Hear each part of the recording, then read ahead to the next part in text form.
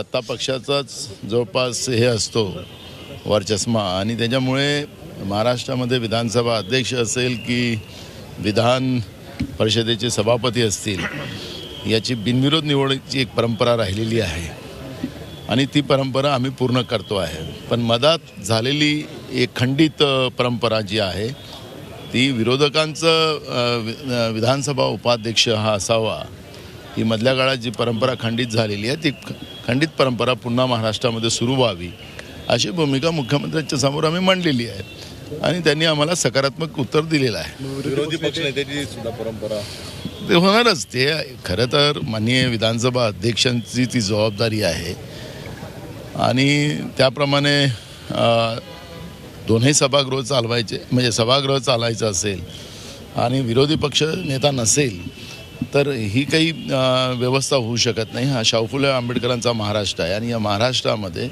विरोधी पक्षनेता असलाच पाहिजे आणि माननीय विधानसभा अध्यक्ष हा निर्णय घेतील या अधिवेशनात त्यांनी घ्यावा असं आमची विनंती आहे. उद्धव ठाकरेंनी मुख्यमंत्र्यांची काल भेट घेतली. या भेटीवरून अनेक अर्थ काढले जातात.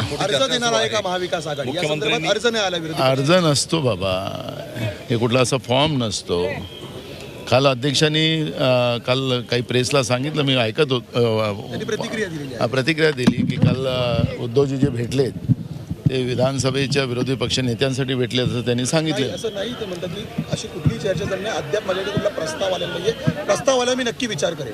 तुम्ही प्रस्ताव बोलू मला तो काल माझं उद्धवजीशी बोलणं झालं नाही त्याच्यामुळे. की अलमट्टी धरणाची डॅमची उंची वाढवायचा निर्णय तिथल्या काँग्रेस सरकारने घेतला असं म्हणतात. त्याचा फटका पश्चिम महाराष्ट्रात अनेक जिल्ह्यांना बसला असं म्हटलं जातं. मला त्याची पूर्ण माहिती नाही आहे. माहिती असेल तर मी त्याच्यावर बोलेल. काल मुख्य